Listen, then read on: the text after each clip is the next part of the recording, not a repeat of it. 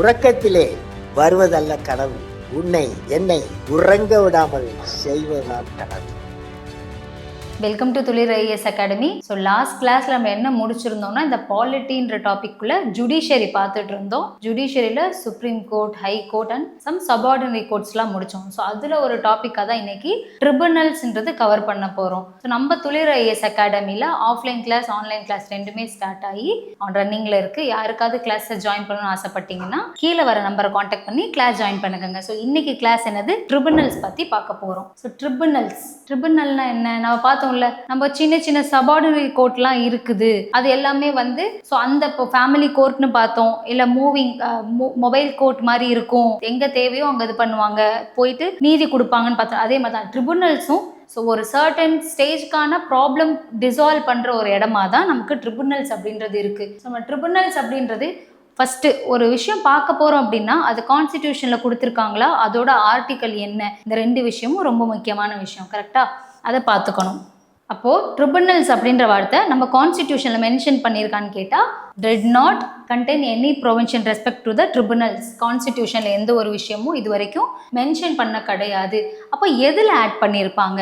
42nd constitution amendment ஆக்டில் தான் இந்த ட்ரிபுனல்ஸ் அப்படின்ற ஒரு வார்த்தையை ஆட் பண்ணியிருக்காங்க. அடுத்து அது எந்த பார்ட்டுக்குள்ளே வருதுன்னு தெரியும். அப்போது பார்ட் 14ல் சப்கிளாஸ் ஏ கீழே நம்ம ட்ரிபுனல்ஸ்னு ஆட் பண்ணியிருக்கோம். இந்த மாதிரி ஏ அப்படின்னு வந்தாவே என்ன அர்த்தம், ஏதோ ஒரு கான்ஸ்டிடியூஷன் அமெண்ட்மெண்ட் பண்ணி நம்ம ஆட் பண்ணியிருக்கோம்னு அர்த்தம். ஸோ இந்திய அரசியலமைப்பில் தீர்ப்பாயங்கள் 1976ல் 42வது அரசியலமைப்பில் சட்ட திருத்தத்தின் மூலமாக நம்ம இதை சேர்த்திருக்கோம்னு சொல்றாங்க. இதை பத்தி பேசுறது மேஜரா 2 ஆர்டிகல். ட்ரிபுனல்ஸ் அப்படின்னாவே எப்படி ஞாபகம் வச்சுக்கணும், 3 ட்ரிபுனல் 2. ஸோ இந்த ரெண்டுத்துக்கு நடுவில் இருக்க டிஸ்பியூட்டை இந்த ரெண்டுத்துக்கும் டிஸ்பியூட் சரி பண்ணுறது 3 வச்சுக்கோங்க. ட்ரிபுனல் வந்துட்டாவே 332. ஸோ அப்போ ஆர்டிக்கல் 332ன்றது ட்ரிபுனல்ஸ் பற்றி பேசுகிறாங்க. இதில் சப்கிளாஸ் ஏ, சப்கிளாஸ் பின்னு 2 இருக்குது. இப்போ சப்கிளாஸ் ஏ அப்படின்றது அட்மினிஸ்ட்ரேட்டிவ் ட்ரிபுனல், அந்த பேஸ்டாக இந்த ப்ராப்ளமாக அதை டீல் பண்ணுறதுக்காகவும், அதை தவிர மற்ற விஷயங்கள் எல்லாத்தையும் டீல் பண்ணுறதுக்காக 323 சப்கிளாஸ் பி வந்து மற்ற விஷயத்துக்கு டீல் பண்ணுறாங்க. ஃபார் எக்ஸாம்பிள் வந்து நம்ம என்ன பார்த்தோம், ட்ரிபுனல் படிக்கும்பொழுது இப்போ இன்டர்ஸ்டேட் வாட்டர் ட்ரிபுனல் அப்படின்ற பார்த்தோமா, 262. ஸோ 2 ஸ்டேட்டுக்கு நடுவில் 6 ஓடிட்டு இருக்கு. இது ஏ ஆர்டிக்கல். அப்போ இன்டர்ஸ்டேட் வாட்டர் ட்ரிபுனல் அப்படின்னு படிக்கும்போது அதோட ஆர்டிக்கல் என்ன, 262. நார்மலாக ட்ரிபுனல்ஸ் பற்றி படிக்கிற ஆர்டிக்கல் என்னது, 323.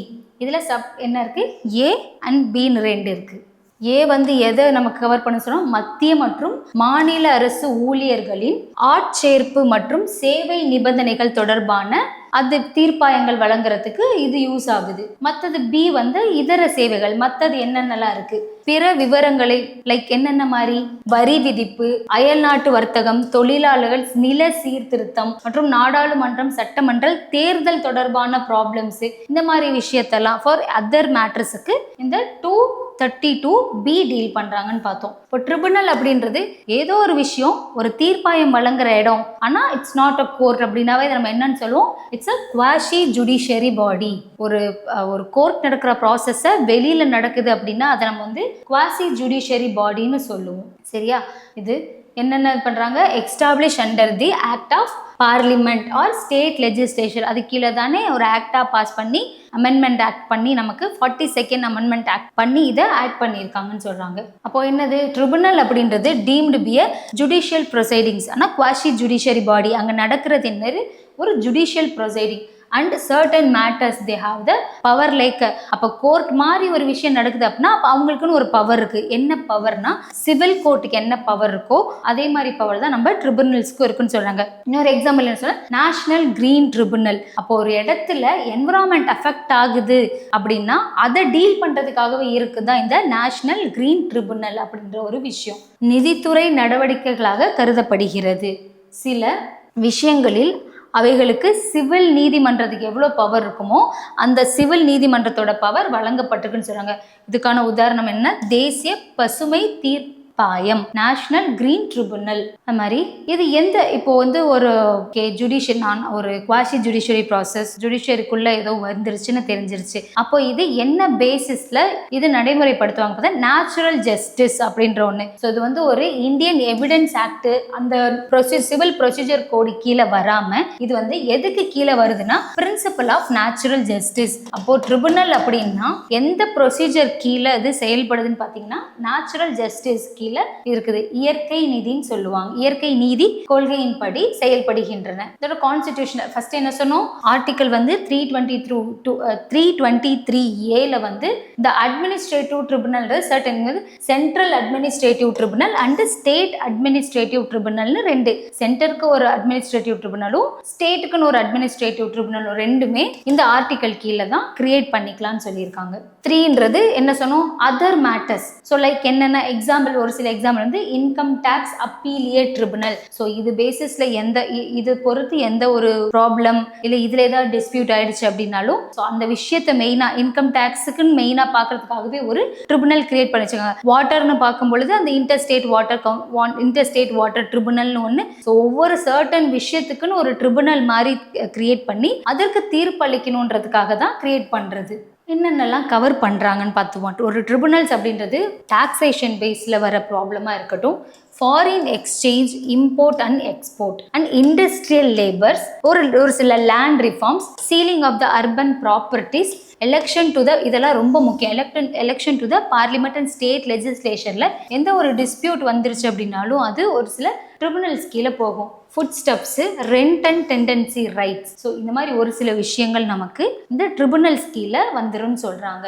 அப்போ இது பேஸ்டாக என்ன கேசஸ் ஏதாவது நடந்திருக்கான்றதும் ரொம்ப இப்போ ட்ரிபுனல்ஸ்னு கேள்வி கேட்க போகிறாங்க அப்படின்னா நமக்கு என்ன கேட்க முடியும், எந்த பார்ட்டி கீழே வருதுன்னு கேட்டுருவாங்க. இது கான்ஸ்டிடியூஷனில் இருக்கா இல்லையா, இது ஒரு குவாசி ஜுடிஷியரி பாடி, எந்த கான்ஸ்டிடியூஷன் அமெண்ட்மெண்ட் ஆக்டில் வந்திருக்கு, இதோட ஆர்டிகல் என்ன சொல்கிறாங்க, அப்போ central administrative tribunal, state administrative tribunal ரெண்டு இருக்குது. இப்போ என்னென்ன விஷயம்லாம் இது கீழே கவர் பண்ணுது. ஸோ அதுக்கு அடுத்து இது பேஸ்டாக ஏதாவது கேஸ், இம்பார்ட்டன்டான கேஸ் இருக்கா, இது பேஸ்டாக தான் நமக்கு கொஷின்ஸ் வரும். இப்போ எல் சந்திரகுமார், ஓகேவா, எல் சந்திரகுமார் 1997 எல் சந்திரகுமார் கேஸ்ன்னு வந்துட்டாவே ஒரு ட்ரிபுனல் கேஸ், ட்ரிபுனல் பேஸ்டா இருக்குது. Establish the judicial review over the tribunal of central administrative tribunal was created up during the president. யாரோட டைம் பீரியட்ல கிரியேட் ஆனிச்சுன்னு பார்த்தீங்கன்னா ராஜீவ் காந்தி டைம் பீரியட்ல தான் வந்து சென்ட்ரல் அட்மினிஸ்ட்ரேட்டிவ் ட்ரிபுனல் அப்படின்ற ஒன்று. ஜுடிஷியல் ரிவ்யூ, அங்கே எடுக்கிற முடிவுகள் அண்டர் தி ஜுடிஷியல் ரிவ்யூ கீழே வரணும். ட்ரிபுனல்னு ஒரு முக்கியமான ஒரு விஷயம், முக்கியமான ஏதோ ஒரு ப்ராப்ளத்தில் அவங்க தீர்ப்பாயம் அளிக்கிறாங்க, அது அண்டர் தி ஜுடிஷியல் ரிவ்யூ கீழே வருமா வராதா அப்படின்னு தான் கொஷின் வரும். அது எங்கே சொல்லியிருக்காங்கன்னா எல் சந்திரகுமார் கேஸு கீழே establish the judicial review over the central administrative tribunal. So அந்த டைம்ல யார் பிரசிடென்ட்டா இருந்தாங்கன்னு கேட்டால் ராஜீவ் காந்தி பீரியட். சரியா? ஸோ ஏன்னா இது ஒரு தடவை யூபிஎஸ்சிலே இந்த மாதிரி ஃபேக்சுவல் கொஷின்ஸ் வச்சிருக்காங்க 2009 டைம்ல. ஸோ நமக்கு ஃபியூச்சர்ல இந்த மாதிரி கொஷின்ஸ் வைக்கலாம். இதோட காம்போசிஷன் அடுத்து இதுல என்னென்ன மெம்பர்ஸ் இருப்பாங்கன்னு நமக்கு தெரியணும். கரெக்டா? So benches often including the mixed of judicial members இருப்பாங்க இதுல. அப்போ ஜுடிஷியல் மெம்பர்ஸ் இருக்கிறாங்கன்னாவே ஃபர்ஸ்ட் ரிட்டையர்டு ஹைகோர்ட் ஜட்ஜஸ் ஒருத்தர் இருக்காரு, ஆர் லீகல் ப்ரொஃபஷனல், ஒன்று ரிட்டையர்ட் ஜட்ஜ் இருக்கணும், இல்லைன்னா ஏதோ ஒரு லீகல் ப்ரொஃபஷனல் ஒருத்தர் இருக்கணும், and technical or administrative experts யாராவது ஒருத்தங்க இருப்பாங்க, ஆர் ஏதோ ஒரு ஸ்பெஷலைஸ்டு நாலேஜ் ஜுடிஷியல் சைடில் ஒரு ஸ்பெஷல் நாலேஜ் இருக்க ஒரு பர்சன்ஸ், இவங்கெல்லாம் தான் இதுக்குள்ள மெம்பரா இருக்கணும் அப்படின்ற ஒரு காம்போசிஷன் கொடுத்துருக்காங்க. இப்போ இந்தியாவில் என்னென்ன ட்ரிபுனல்ஸ் காம்போசிஷன்லாம் இருக்குன்னு பார்த்தோம்னா, ட்ரிபுனல்ஸ் இன் இந்தியா என்ன சொன்னோம், ஃபர்ஸ்ட் சென்ட்ரல் அட்மினிஸ்ட்ரேட்டிவ் ட்ரிபுனல் ஒன்று இருக்கு, அடுத்து காம்படிஷன் அட்மினிஸ்ட்ரேட்டிவ் ட்ரிபுனல் காம்பேக்ட் ஒன்று இருக்கு, national green tribunal NGT environment base பார்க்கறதுக்காக, செக்யூரிட்டி அப்பீலேட் ட்ரிபுனல் ஒன்று இருக்கு சாட், ஆர்ம்டு ஃபோர்ஸ்க்குன்னு சொல்லி armed force tribunal, and water டிஸ்பியூட்காக வாட்டர் டிஸ்பியூட் ட்ரிபுனல், அண்ட் ஏதோ ஒரு custom excise service appellate tribunal, இதுக்கெல்லாம் ஒரு ட்ரிபுனல் இருக்கு. So income tax appellate tribunal. So இந்த மாதிரி வேரியஸ் ட்ரிபுனல்ஸ் நம்ம செட் பண்ணி வச்சிருக்கோம். சரியா? ஸோ இந்த ட்ரிபுனல்ஸ் அப்படின்றது நம்ம என்னென்ன நம்மளை பொறுத்த வரைக்கும் நமக்கு என்ன தெரியும், சுப்ரீம் கோர்ட்டுன்னு ஒன்று இருக்குது, அடுத்து ஹை கோர்ட்டுன்னு ஒன்று இருக்குது, அதுக்கு கீழே சபார்டினேட் கோர்ட்ஸ் நிறையா இருக்குது. ஸோ அதுக்கெல்லாம் கீழே தான் நமக்கு இந்த ட்ரிபுனல்ஸ் அப்படின்றது ஒன்று. இப்போ மெட்ரோபாலிட்டன் லெவலில், இப்போ மெட்ரோபாலிட்டன் சிட்டிஸ் இருக்குல்ல, ஸோ அங்கே வந்து civil city civil court and court for small கேசஸ்க்காக இருக்குது சிவில் கோர்ட். இதே கிரிமினல் கோர்ட்னா நமக்கு என்னன்னு பார்த்தோம், செஷன் கோர்ட்டுன்னு பார்த்தோம். டிஸ்ட்ரிக்ட் கோர்ட்டும் இருக்கு, செஷன் கோர்ட்டும் இருக்கு, கரெக்டா? அதே வந்து டிஸ்ட்ரிக்ட் லெவல், இது வந்து நமக்கு மெட்ரோபாலிட்டன் லெவல் வரப்போ செஷன் கோர்ட்ஸ் வந்துச்சு. டிஸ்ட்ரிக்ட் லெவலில் வரப்போ நமக்கு டிஸ்ட்ரிக்ட் கோர்ட்ஸ் இருக்குது. ஓகேவா? ஸோ இங்கே யார் இருப்பாங்கன்னு பார்த்தோம். இது எல்லாமே நமக்கு ஆல்ரெடி கம்ப்ளீட் பண்ண டாபிக் தான். சீனியர் டிவிஷனில் இருக்க ஜட்ஜஸ் இதில் இருப்பாங்க. கிரிமினல் கேசஸ்னால் அது செஷன் கோர்ட் பார்க்கும்னு பார்த்தோம். சிவில் கேசஸ்னால் வந்து டிஸ்ட்ரிக்ட் கோர்ட் பார்க்கும். அதே வந்து கிரிமினல் கேசஸ் அப்படின்னா நமக்கு செஷன் கோர்ட்ஸ் பார்ப்பாங்க. அடுத்துதான் ட்ரிபுனல். இப்போ ட்ரிபுனல் வரப்போ நிறைய ட்ரிபுனல்ஸ் பார்த்தோம், கரெக்டாக? Central administrative tribunal, state administrative tribunal, income tax, NGT, இந்த மாதிரி நிறைய ட்ரிபுனல்ஸ் பார்த்துருக்கோம். அதுக்கு அடுத்து பார்த்தீங்கன்னா ஃபேமிலி கோர்ட்டுன்னு ஒன்று பார்த்தோம். அடுத்து industrial court and labour court. இது மாதிரி தனித்தனியாக எல்லா விஷயத்துக்காகவும் நமக்கு கோர்ட் இருக்குது. இதுதான் நம்மளோட கோர்ட்டோட ஒரு சில ஸ்ட்ரக்சர்ஸ். அப்போ ஒவ்வொன்றா தனியாக ஃபஸ்ட்டு பார்ப்போம். இப்போ சென்ட்ரல் அட்மினிஸ்ட்ரேட்டிவ் ட்ரிபுனல் அப்படின்னா அது எப்போ கிரியேட் ஆனிச்சுன்னு தெரியணும். ஸோ எஸ்டாப்ளிஷ் இன் 1985 நமக்கு சென்ட்ரல் அட்மினிஸ்ட்ரேட்டிவ் ட்ரிபுனல் அப்படின்றது ஒன்று கிரியேட் பண்ணியிருக்காங்க. ஸோ இது எதுக்காக மெயினான்னு பார்த்தீங்கன்னா, ஸோ இப்போ கவர்மெண்ட் அஃபீஷியல்ஸ்குள்ள அந்த எம்ப்ளாய்க்குள்ள ஏதேனும் டிஸ்பியூட் வருது அப்படின்னா, service dispute of the government employee, அந்த மாதிரி விஷயத்துக்காக இந்த சென்ட்ரல் அட்மினிஸ்ட்ரேட்டிவ் ட்ரிபுனல் இருக்கு. ஸோ மெயினாக அந்த டிஸ்பியூட் எதை பேஸ்டாக பார்த்தீங்கன்னா, அவங்களோட ப்ரொமோஷனாவோ இல்லை அவங்களோட டிரான்ஸ்ஃபர் பேஸ்ட், இல்லை அவங்க டெர்மினேஷன், அவங்களை வேலையை விட்டு தூக்குறது, இந்த மாதிரி அவங்க சர்வீஸ் மேட்டரில் எந்த ஒரு ப்ராப்ளம் அப்படின்னாலும் இந்த சென்ட்ரல் அட்மினிஸ்ட்ரேட்டிவ் ட்ரிபுனல் கீழே தான் அந்த விஷயம் நமக்கு தீர்ப்பு அளிக்கப்படுது. மத்திய நிர்வாக தீர்ப்பாயம் 1985 ஆண்டு சட்டத்துக்கு கீழே வந்திருக்கு நமக்கு. ஸோ இது என்னென்ன மாதிரி பார்த்து, மத்திய அரசு ஊழியர்களுக்கு அவங்களோட பணி விவகாரங்கள், அது தொடர்பான எந்த தகராறு பிரச்சனை வந்தாலும் அதை சால்வ் பண்ணுறதுக்காக இருக்கு. வேறு அந்த இந்திய பணியில், இதில் அகில இந்திய பணி யார் யார், ஐஏஎஸ், ஐபிஎஸ், ஐஎஃப்எஸ், இவங்க எல்லாரோட பணிகள் மற்றும் மத்திய அரசின் கட்டுப்பாட்டில் உள்ள சில பொதுத்துறை நிறுவனங்கள் ஊழியர்களும் இதில் அடங்குவார். ஒரு சில பிஎஸ்யூஸ் இவங்களும் உள்ள வந்துருவாங்கன்னு சொல்றாங்க. சரியா? ஸோ என்னென்ன மாதிரி விஷயங்கள்லாம், இவங்களோட பணியிட மாற்றம், பணி நீக்கம், ஊதிய நிர்ணயம், ஓய்வூதியம், பிற பணி தொடர்பான விவகாரங்களை இந்த அட்மினிஸ்ட்ரேட்டிவ் ட்ரிபுனல் இந்த தீர்ப்பாயத்துக்கு கீழே பார்ப்பாங்கன்னு சொல்றாங்க.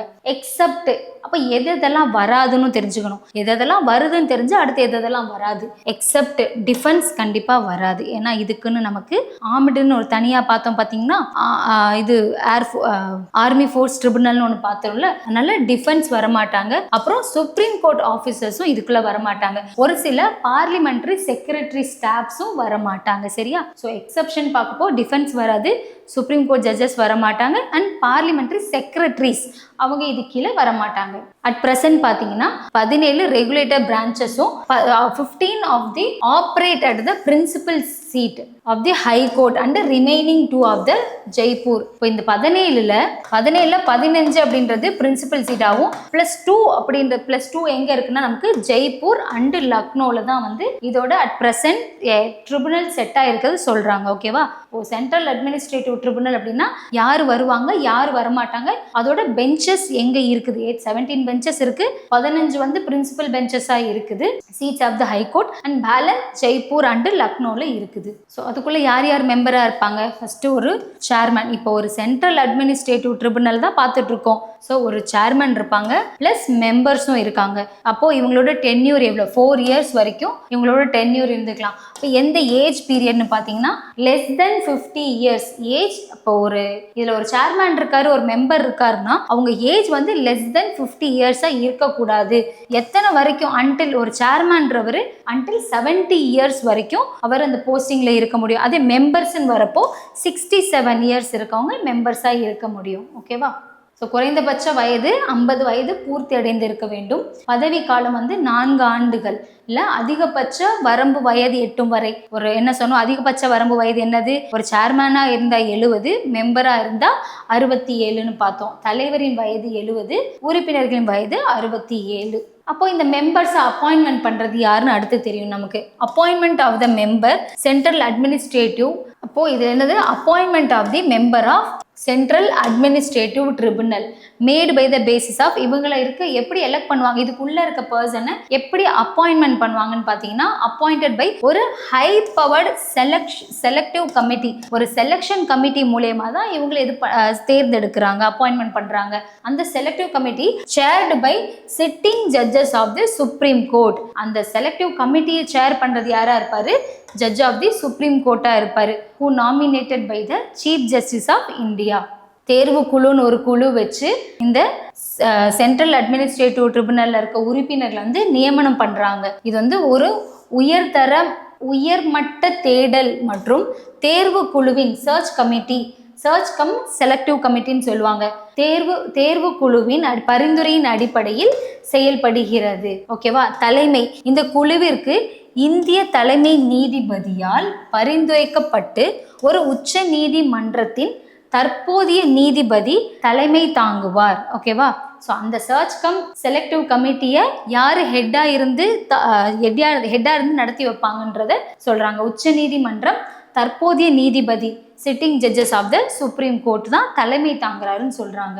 அது நமக்கு சென்ட்ரல் முடிச்சிட்டோம். அடுத்து ஸ்டேட் அட்மினிஸ்ட்ரேட்டிவ் ட்ரிபுனல்லாம் அது எப்போ ஸ்டார்ட் ஆனிச்சு?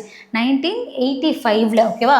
1985 நமக்கு ஸ்டேட் அட்மினிஸ்ட்ரேட்டிவ் ட்ரிபுனல் அப்படின்றது ஒன்று இங்கேயும் கிரியேட் பண்ணியாச்சு. அப்போ இங்கேயும் ஒரு சேர்மன் இருப்பாரு, பிளஸ் மெம்பர்ஸ் இருப்பாங்க. ஸோ இவங்க எல்லாமே அப்பாயிண்டட் பை யார் அப்பாயின்மெண்ட் பண்றாங்க? President after consultation with the governor of the state concerned. இது ரொம்ப முக்கியமான விஷயம். அப்போ ஒரு ஸ்டேட் அட்மினிஸ்ட்ரேட்டிவ் ட்ரிபுனல்ல இருக்க மெம்பர்ஸை சேர்பர்சனை அப்பாயிண்டட் பை பிரசிடென்ட். ஆனால் யார்கிட்ட கன்சல்ட் பண்ணுவார்? அந்த ஸ்டேட்டுக்கான கவர்னர் கிட்ட கன்சல்ட் பண்ணிக்கிட்டு அதுக்கப்புறம் இந்த ட்ரிபுனலில் இருக்க மெம்பர்ஸை அப்பாயின்மெண்ட் பண்ணுறாங்க. The act also make the provision for sitting up the joint administrative tribunal sat for the 2 or more states. இப்போ எப்படி 2 or more ஸ்டேட்டுக்கு ஒரே சுப்ரீம் கோர்ட் இருந்துக்கலாம் அப்படின்ற மாதிரி இங்கேயும் ஜாயிண்ட் அட்மினிஸ்ட்ரேட்டிவ் ட்ரிபுனல்னு ஒன்று கிரியேட் பண்ணுவாங்க. சென்டருக்குன்னு தனி லெவலில் ஒன்று இருக்குது, ஸ்டேட்டுக்குன்னு ஒன்று இருக்குது. ஒரு 2-3 ஸ்டேட்டுக்கு சேர்ந்தாப்படி வேணும் அப்படின்னா அதை ஜாயிண்ட் அட்மினிஸ்ட்ரேட்டிவ் ட்ரிபுனல்னு ஒன்று கிரியேட் பண்ணியிருக்கலாம்னு சொல்லிக்கிறாங்க. அப்போ மாநில நிர்வாக தீர்ப்பாயம் எந்த இயரில் 1985 வந்திருக்கு. ஸோ இங்கே இருக்கவங்களை யார் அப்பாயின்மெண்ட் பண்ணுவாங்க? தலைவர் மற்றும் உறுப்பினர்கள் இருப்பாங்க. நம்ம குடியரசுத் தலைவர் ஆளுநரோட கன்சல்ட் பண்ணிட்டு ஆலோசனை கேட்டுட்டு அதுக்கப்புறம் இதில் இருக்க பர்சன்ஸை அப்பாயின்மெண்ட் பண்ணுவாங்கன்னு பார்த்தாச்சு. சரியா? அதே மாதிரி நமக்கு வேணும்னா ரெண்டு ஜாட் அப்படின்றது ஒன்று, ஜாயிண்ட் அட்மினிஸ்ட்ரேட்டிவ் ட்ரிபுனல்னு ஒன்றும் கிரியேட் பண்ணிக்கலாம். அப்போ இதோட பவர் என்னவா இருக்கும்? Exercise the all jurisdiction and powers exercisable by the administrative tribunal for the certain. அந்த ஸ்டேட்ல ஒரு அட்மினிஸ்ட்ரேட்டிவ் ட்ரிபுனலுக்கு என்னென்ன ஜூரிஸ்டிக்ஷன்ஸ் அண்ட் பவர்ஸ்லாம் இருக்கோ அதே மாதிரி இதுதான் இந்த ஜாயிண்ட் அட்மினிஸ்ட்ரேட்டிவ் ட்ரிபுனலுக்கும் இருக்கும்னு சொல்கிறாங்க. அப்போ இதில் இருக்க பர்சனை அப்பாயின்மெண்ட் பண்ணுறதுக்கு ஒரு பர்சன் வேணும். எப்படி சாட்டை பிரசிடென்ட் அப்பாயின்மெண்ட் பண்ணாரோ அதே மாதிரி ஜாயிண்ட் அட்மினிஸ்ட்ரேட்டிவ் ட்ரிபுனல்லையும் அப்பாயிண்ட் பண்ணுறது யாராக இருப்பான்னு பார்த்தா அதே பிரசிடெண்ட்டாக தான் இருப்பார். சேம் கவர்னர்கிட்ட கன்சல்டேஷன் வாங்கிட்டு நமக்கு இவங்களை அப்பாயின்மெண்ட் பண்ணிடுறாங்க. அடுத்து இன்கம் டேக்ஸ் அப்பீலியேட் ட்ரிபுனல். அப்போது இன்கம் டேக்ஸ் அப்பீலியேட் ட்ரிபுனல் அது எப்போ வந்துச்சு? 1941 கிரியேட் ஆனிச்சு. இது மெயினாக எதுக்காக? ஒரு இன்கம் டேக்ஸ் இல்லைன்னா டைரக்ட் டேக்ஸில் டிஸ்பியூட் வந்துச்சுன்னா அந்த டிஸ்பியூட் பார்க்கறதுக்காக இது இருக்குது. இதோட மெயின் ஃபங்க்ஷனே இந்த இன்கம் டேக்ஸ் பேஸ் வர டிஸ்பியூட்டை கிளியர் பண்ணுறதுக்காக தான். இது என்னது? வருமான வரி மேல்முறையீட்டு தீர்ப்பாயம்னு சொல்கிறாங்க. 1941 வந்திருக்குது. மந்தோட தெரியும்னா ஜனவரி 25 நிறுவப்பட்டது. இது இந்தியாவின் பழமையான தீர்ப்பாயம்னு சொல்கிறாங்க. எனவே இது மதர் ஆஃப் தி ட்ரிபுனல். இந்த வேர்ட்லாம் ரொம்ப முக்கியம். அப்போ ஒரு விஷயம் மதர் ஆஃப் தி ட்ரிபுனல் எது அழைக்கப்படுதுன்னு கேட்டால் நம்மளோட இன்கம் டேக்ஸ் அப்பீலியேட் ட்ரிபுனல். ஏன்னா இது ரொம்ப ஓல்டஸ்ட் ஃபார்ம்லேருந்து இருக்கனால இதுக்கு இந்த பேர் கொடுத்துருக்காங்க. இதோட ஜூரிஸ்டிக்ஷன் என்னென்னலாம், அதான் இதோட அதிகார வரம்பு வருமான வரி இல்லை பிற நேரடி வரிகள். இது நேரடி வரியோ இல்லை மறைமுக வரியோ இது பேஸ்டாக எந்த ஒரு ப்ராப்ளம் வந்தாலும் அதை கையாளுறது இவங்களாக தான் இருப்பாங்க. சரியா? ஸோ இது என்ன பண்ணுறாங்க? உண்மைகளை கண்டறியவும் இறுதி அதிகார அமைப்பாகும். இதுதான் ஃபைனல் ஃபேக்ட் ஃபைண்டிங் அத்தாரிட்டின்னு சொல்கிறாங்க. ஸோ ஒரு ஃபைனலாக ஒரு டிசிஷன் எடுத்து ஒரு முடிவு கொடுக்கறதுக்கான இடமா இது இருக்குன்னு சொல்லிட்டாங்க. சரியா? அப்போ இது எந்த சட்ட அமைச்சகத்தின் கீழ் இயங்குகிறது? அப்போ இது எதுக்கு கீழே இயங்குதுன்னா ministry of law and justice. இதுவும் ரொம்ப முக்கியம். இப்போ ஒரு income tax and direct tax tribunal இருக்குது அப்படின்னா அது எந்த மினிஸ்ட்ரி கீழே ஒர்க் ஆகுதுன்னு கேட்டாங்கன்னா ministry of law and justice கீழே வந்துடுது. அடுத்து நேஷ்னல் கம்பெனி லா ட்ரிபுனல். இதெல்லாம் ஒரு சில ட்ரிபுனல்ஸ் தெரிஞ்சு வச்சுக்கிட்டா எக்ஸாம்பிள் வந்தால் ஆன்சர் பண்ணிடலாம் ஈஸியாக. சரியா? இப்போ ஏன்னா இது வந்து 2016 தான் நமக்கு எக்ஸ்டாப்ளிஷ் பண்ணியிருக்காங்க, ரீசெண்டாக கொஞ்சம் வருஷத்துக்கு முன்னாடி பண்ணனால. அப்போது நேஷ்னல் கம்பெனி லா ட்ரிபுனல் வந்து 2006. அப்போ அந்த கம்பெனி பேஸ்டாக எதுவும் ப்ராப்ளமோ இல்லை கம்பெனி திவால் ஆயிடுச்சு, insolvency or restricting the company law, insolvency and restricting, இந்த மாதிரி ஒரு சில விஷயங்கள் இந்த ஜூரிஸ்டிக்ஷன் இதில் எந்த ப்ராப்ளம்னாலும் இந்த ட்ரிபுனல் தான் பார்ப்பாங்க. இதோட மெயின் இது என்னது? அந்த கம்பெனியில் இருக்க டிஸ்பியூட்டை சரி பண்ணுறதுக்காக பண்ணுறது தான். இதோட அதிகார வரம்பு நிறுவன சட்டம், திவாலான நிலை, இன்சால்வென்சின்னு நிறுவன மறுசீரமைப்பு தொடர்பான எந்த விவகாரமாக இருந்தாலும் இவங்க தான் பார்க்குறாங்க. இவங்களோட முக்கிய பணி என்ன? இவங்களோட தகராறுகளை தீர்த்தல். இது எப்போ வந்திருக்காங்க? 2016 வந்திருக்காங்க. இதெல்லாம் முக்கியமான பாயிண்ட். ஓகேவா? நிறுவனங்கள் இணைத்தல், மர்ஜிங் அண்ட் கையகப்படுத்துதல், அக்வசேஷன். இப்போ ஒரு கம்பெனின்னு இருக்க அந்த ப்ராப்ளம் என்னது? இப்போ ஒரு கம்பெனியோட இன்னொரு கம்பெனி மர்ஜ் பண்ணுறாங்க, இல்லை அந்த கம்பெனியை கையகப்படுத்துகிறாங்க, அக்வசேஷன் பண்ணுறாங்க. இது எல்லாத்துக்குமே இது தொடர்பான அனுமதிகளை வழங்குதல். இது எல்லாமே எது பண்ணுது? இந்த ட்ரிபுனல் தான் நமக்கு பண்ணுறாங்க. ட்ரிபுனல் நேஷ்னல் கம்பெனி லா ட்ரிபுனல் அப்படின்றவங்க தான் பண்ணுறாங்க. அடுத்து நேஷ்னல் கிரீன் ட்ரிபுனல். இது வந்து ரொம்ப முக்கியம். நமக்கு ஈஸியாக கொஸ்டின் கேட்டுவாங்க. சிம்பிளாக என்ன கேட்பாங்க? அந்த நேஷ்னல் கிரீன் ட்ரிபுனல் அப்படின்றது எந்த இயரில் வந்துச்சுன்னு கேட்டுருவாங்க. 2010 வந்திருக்குது. சரியா? ஸோ இது மெயினாக என்விரான்மெண்டல் ப்ரொடெக்ஷனுக்காக. என்விரான்மெண்டல் ப்ரொடக்ஷன் வரும்போ பொல்யூஷனாக இருக்கட்டும், நேச்சுரல் ரிசோர்ஸை நீங்கள் வந்து டெஸ்ட்ராய் பண்ணுறீங்க, இந்த பேஸ்டாக எந்த கேஸ் வந்தாலுமே அதை நமக்கு என்ஜிடி தான் பார்ப்பாங்க. என்விரான்மெண்ட் ரிலேட்டட் எந்த ஒரு ப்ராப்ளமாக இருந்தாலும், டிஸ்பியூட் இருந்தாலும் அதை செட்டில் பண்ணுறது நேஷ்னல் கிரீன் ட்ரிபுனல் 2010 எடுத்துகிட்டு வந்திருக்காங்க. சரியா? பொல்யூஷனும் இதுக்கு கீழே தான் வருது. இது என்னது? தேசிய பசுமை தீர்ப்பாயம் அப்படின்னு சொல்றாங்க. 2010 தேசிய பசுமை தீர்ப்பாயம் சட்டத்தின் கீழ் உருவாக்கப்படுகிறது.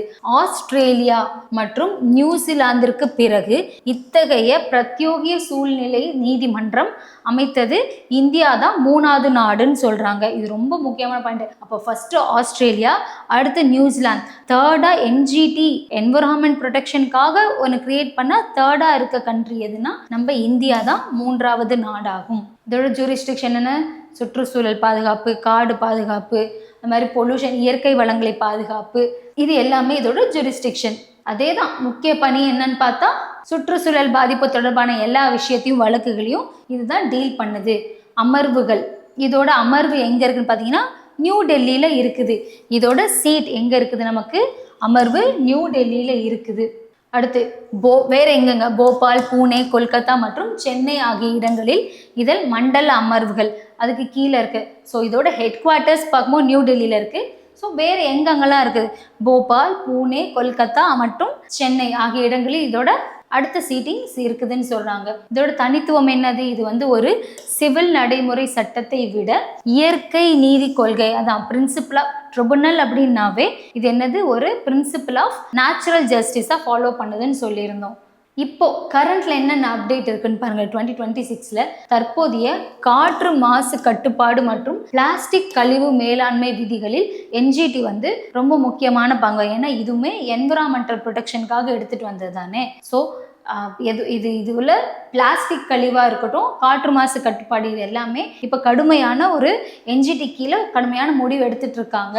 ஸோ இதுக்குன்னே ஒரு காற்று மாசுபடுறதுக்குன்னு ஒரு புது சட்டமும், வனவிலங்கு பாதுகாக்கிறதுக்குன்னு புது சட்டமும் இந்த என்ஜிடி கீழே எடுத்துட்டு வந்திருக்காங்கன்னு சொல்றாங்க. அடுத்து ஆர்ம்டு ஃபோர்ஸ் ட்ரிபுனல். இதுவும் முக்கியம். ஆர்ம்டு ஃபோர்ஸ் ட்ரிபுனல்னா அந்த ஆர்மிலேயோ, நேவிலையோ, ஏர்ஃபோர்ஸ்லையோ, ஆர்ம்டு ஃபோர்ஸ்னு வந்துட்டாவே என்னென்ன வருது? ஆர்மி, நேவி, ஏர்ஃபோர்ஸ், இது எல்லாமே கவர் ஆயிரும். ஸோ இது 2007 இந்த ட்ரிபுனல் நமக்கு கிரியேட் பண்ணியிருக்காங்க. இதோட மெயின் ஃபங்க்ஷன் அது இவங்க சர்வீஸ் ரிலேட்டடா, ஆர்ம்டு ஃபோர்ஸ் சர்வீஸ் ரிலேட்டடா எந்த டிஸ்பியூட் இருந்தாலும் இந்த ட்ரிபுனல் கீழே தான் பார்ப்பாங்க. சரியா? 2007 எஸ்டாப்ளிஷ் பண்ணிட்டாங்க. ஆகஸ்ட் 2009 தான் இது செயல்பாட்டுக்கு வந்திருக்கு. அப்போ 2009 தான் இது வந்து நமக்கு இது எஸ்டாப்ளிஷ் பண்ணிட்டாங்க. இது கேம் இன்டு ஃபோர்ஸ் அப்படின்னா 2009. கொஸ்டின்ல வந்து எஸ்டாப்ளிஷ் பண்ற டேட் கேட்குறாங்களா இல்லை எப்போ கேம் ஃபோர்ஸ்க்கு வந்துச்சுன்னு கேட்பாங்களா அந்த ரெண்டுத்தையும் நம்ம மைண்ட் பண்ணிக்கணும். எப்போவுமே ஒரு கொஷின் அட்டன் பண்ணும் பொழுது எதுன்றதை நல்லா படிச்சுக்கணும். சரியா? இதோட முக்கிய பணி என்னவா இருக்கும்? இவங்களோட ஊதியம், பதவி உயர்வு, பதவி நீக்கம், இந்த மாதிரி எந்த தகராறு வந்தாலும் அதை தீர்க்கறதுக்காக இருக்குது. ஸோ இது வந்து அப்போ ஒரு ஆர்ம்டு ஃபோர்ஸ்ன்னு வந்துட்டாவே நமக்கு கோர்ட் மார்ஷியல் அதோட தண்டனைக்கு எதிராக பாருங்க, இராணுவ நீதிமன்றங்களில் வழங்கப்படும் தண்டனைகளுக்கு எதிராக முறைப்பாட்டு மேல்முறையீடுகளை விசாரிக்கும் அதிகாரம் இதற்கு உண்டு. ஒரு கோர்ட் மார்ஷியல் ஆர்ம்டு ஃபோர்ஸ்ன்னு வந்துட்டாவே ஒரு கோர்ட் மார்ஷியல்ன்ற வார்த்தை உள்ள இருக்கணும். ஸோ இது பேஸ்டா மேல்முறையீட்டுக்கு போறாங்க அப்படின்னாலோ இல்லை அங்கிருந்து மேல்முறையீடு வரனா அதை டீல் பண்றதுக்கான அத்தாரிட்டி இந்த ட்ரிபுனலுக்கு இருக்குன்னு சொல்றாங்க. அடுத்து செக்யூரிட்டி அப்பீலியேட் ட்ரிபுனல். இது வந்து அப்பீலியேட் அகெயின்ஸ்ட் த செபி. ஓகேவா? ஸோ இது பேஸ்டாக எந்த ஒரு செக்யூரிட்டி அண்ட் கேபிட்டல் மார்க்கெட்டில் எந்த ஒரு ப்ராப்ளம் வருது அப்படின்னாலும் இது கீழே தான் இந்த செக்யூரிட்டி அப்பீலேட் ட்ரிபுனல் போர்டு கீழே பார்த்துருவாங்க. ஸோ அதுக்குன்னு தனித்தனியாக இப்போ பங்கு சந்தை அது விவகாரத்தில் எதுவும் டிஸ்பியூட் வந்துருச்சு அப்படின்னா அதை டீல் பண்ணுறதுக்கான ட்ரிபுனல். அடுத்து ரொம்ப முக்கியமான tribunal river water dispute tribunal. இது வந்து நமக்கு நியூஸ் பேப்பரில் வந்துக்கிட்டே இருந்திருக்கும். சரியா? ஸோ அப்போது இது எப்போ கிரியேட் பண்ணாங்க? Establish in 1956 under the inter state water dispute act 1956. இந்த இயர் ரொம்ப முக்கியம். Inter state water dispute act 1956 அப்படின்றது மறக்கூடாது. சரியா? ஸோ வாட்டர் ரிலேட்டடாக எந்த ஒரு டிஸ்பியூட் வந்தாலும் இந்த ட்ரிபுனல் கீழே தான் நம்ம போவோம். இதோட மெயின் ஃபங்க்ஷன் என்னவா இருக்கும்? இந்த டிஸ்பியூட்டை சரி பண்ணுறது. ரெண்டு ஸ்டேட்டுக்கு நடுவில் இப்போ கர்நாடகா தமிழ்நாடுனா வாட்டர் ப்ராப்ளம் இருக்குது அப்படின்னா அதுக்கு நம்ம இந்த மாதிரி ஒரு தீர்ப்பாயம் அமைச்சு எந்த ப்ராப்ளமாக இருந்தாலும் அங்கே தான் நம்ம சால்வ் பண்ணிட்டு இருக்கோம். ஸோ மீடியேட் பண்ணுவாங்க, fair decision making the interstate water agreements create பண்ணுவாங்க. இதுக்குன்னு ஒரு கவுன்சில்ஸ்லாம் இருக்குது. இன்டர் ஸ்டேட்னு வந்துட்டாவே ரெண்டு ஆர்டிக்கல் 262வும் ஆர்டிக்கல் 263. இது என்னன்னு பார்த்தீங்கன்னா கவுன்சில், இன்டர் ஸ்டேட் வாட்டர் கவுன்சில்னு அர்த்தம். இது வந்து inter state water tribunal. So இந்த ப்ராப்ளத்தெல்லாம் பேசுறதுக்காக ஒரு கவுன்சில் மாதிரி அவங்களுக்குள்ளேயே கிரியேட் பண்ணி வச்சுருக்காங்க.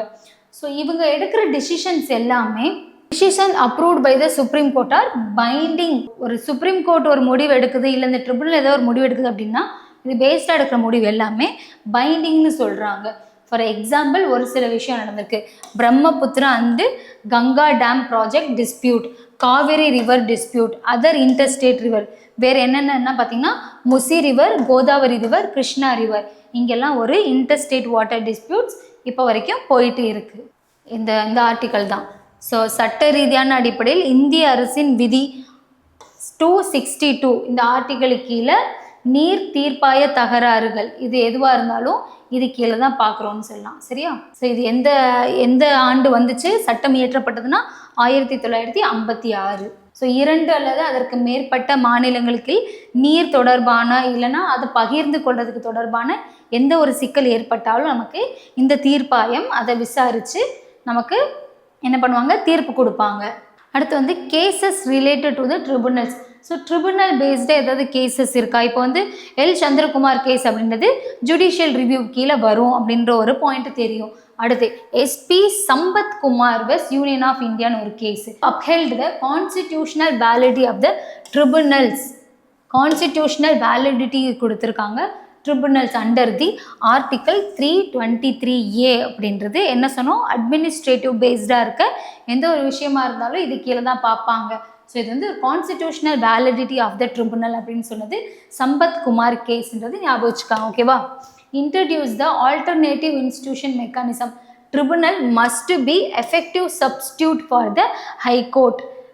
ஆமாம், இப்போது எல்லா விஷயத்தையுமே வந்து ஒரு சுப்ரீம் கோர்ட்டோ ஹை கோர்ட்டோ பார்க்க முடியாத விஷயத்தை தான் கீழே வந்து நமக்கு அதுக்குன்னு இப்போ டிவோர்ஸ் கேஸ் பார்க்குறதுக்காகன்னு தனியாக ஃபேமிலி கோர்ட் வச்சுருக்கோம். ஒரு சில சிவில் கேசஸ் கிரிமினல் கேசஸ்க்காக செஷன் கோர்ட்டு டிஸ்ட்ரிக்ட் கோர்ட்டுன்னு வச்சுருக்க மாதிரி. ஸோ அதே மாதிரி ட்ரிபுனல்னு ஒன்று வந்து நம்ம வச்சுருக்கோம். அதோட பவருமே வந்து நமக்கு கிட்டத்தட்ட ஹைகோர்ட் எப்படி ஒரு விஷயம் சொல்லுது அது கீழே பைண்டிங் அப்படின்ற மாதிரி ட்ரிபுனல்ஸ் ஒரு விஷயம் சொன்னாலுமே அந்த பார்ட்டிஸ்க்கு அது பைண்டிங்காக இருக்கும். ஹைகோர்ட்டுக்கு சமமான ஒன்று, அதுக்கு மாறாக நம்ம இந்த ட்ரிபுனல் அப்படின்ற ஒன்று அமைச்சுக்கணும். எல் சந்திரகுமார் கேஸ் என்ன சொன்னோம்? Subject to the judicial review. இந்த வார்த்தை நல்லா தெரிஞ்சுக்காங்க. ஜுடிஷியல் ரிவ்யூன்னு வந்துட்டாவே judicial review of the high court under the article 226 and 227 அப்படின்னு இந்த 2 ஆர்டிக்கலும் அண்டர் தி ஜுடிஷியல் ரிவ்யூன்னு வந்துருச்சு.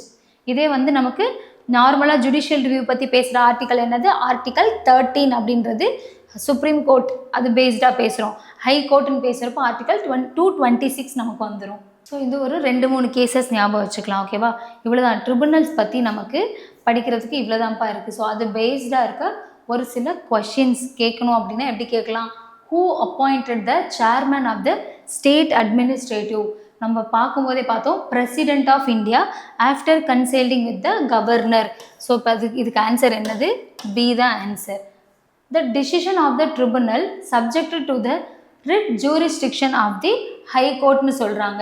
இப்போ பாருங்க, அப்படின்னா என்னென்னா ஜுடிஷியல் ரிவ்யூ டிசிஷன் எடுக்கிறாங்க அப்படின்னா அதோட ஜுடிஷியல் ரிவ்யூ கீழே வருமா அப்படின்றது தான் கொஷின். அப்போ ஜுடிஷியல் ரிவ்யூன்னு வந்துட்டாவே நமக்கு எல் சந்திரகுமார் கேஸ் 1997 இது வந்து ரிட் ஜூரிஸ்டிக்ஷனும் உங்களுக்கு வார்த்தை வச்சா நீங்கள் புரிஞ்சுக்கணும் ஜுடிஷியல் ரிவ்யூ அப்படின்ற வார்த்தை. அடுத்து கன்சிடர் த ஃபாலோயிங் ஸ்டேட்மெண்ட், இது எல்லாருக்குமே தெரிஞ்சதான். இன்டர்ஸ்டேட் வாட்டர் டிஸ்பியூட் அப்படின்னு வந்துருச்சுனாவே ஆர்டிக்கல் 262 கீழே வந்துடும். அந்த டிஸ்பியூட்டோட இயர் என்ன, dispute act 1956. Okay, water is the present in the union state which give the exclusive power to the government of India. இப்போ இது யூனியன் கீழே தான், வாட்டர் அப்படின்றது யூனியன் கீழே தான் இருக்குதா, நமக்கு இது தெரியணும் கரெக்டாக. அப்போது இந்த ஸ்டேட்மெண்ட்டில் டவுட் வரும். The decision of the water dispute tribunal has the same effect and order to the Supreme Court. இந்த பாயிண்ட்டை நம்ம படித்தோம். அப்போது 1, 2 அப்படின்றது நமக்கு கன்ஃபார்மாக தெரியும். ஓகேவா, அப்போது எந்த லிஸ்ட்டு கீழே வருதுன்னு தெரியும். இங்கே வந்து யூனியன் லிஸ்ட்டுன்னு மென்ஷன் பண்ணியிருக்காங்க. வாட்டர் அப்படின்றது ஸ்டேட் லிஸ்ட், ஏன்னா கொஷின் என்னது இன்டர் ஸ்டேட் வாட்டர் ட்ரிபுனல் பற்றி படிக்கிறோம். அப்போது water under the state list நமக்கு. அப்போது செகண்ட் ஸ்டேட்மெண்ட் தப்பு அப்படின்னா ஆன்சர் நமக்கு 1 and 2. கொஷின்ஸ் ஃபர்தராக நமக்கு கொஞ்சம் ட்ரிக்கியாக வைக்கணும்னு நினச்சா இந்த மாதிரி தான் கொஷின்ஸ் வைப்பாங்க. இது பாருங்கள், நமக்கு 2012 ஒரு யூபிஎஸ்சியில் கேட்ட கொஷின்ஸ். ஸோ எப்படி இந்த மாதிரி தான்ப்பா நமக்கு ஃப்யூச்சரில் கொஷின்ஸ் வைக்க போகிறாங்க. இதுக்கு மேலே எந்த இயரில் வந்துச்சுன்னு சின்ன கொஷினாலாம் கேட்டுட்ருக்க போகிறது இல்லை. கொஷின் என்னது, இது NGT national green tribunal 2010 enacted in the conscience with the following provision of the Constitution of India. First right to the healthy environment. ஆமாம், என்ஜிடின்றது என்விரான்மெண்ட்டை பாதுகாக்கிற ஒன்றுன்னு பார்த்தோம்.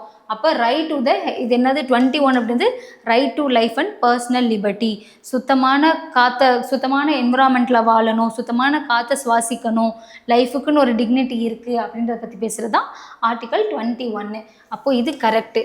த provision of grant for the raising the level of the administrative in schedule area for welfare of the schedule area under the article 271ன்னு சொல்கிறாங்க.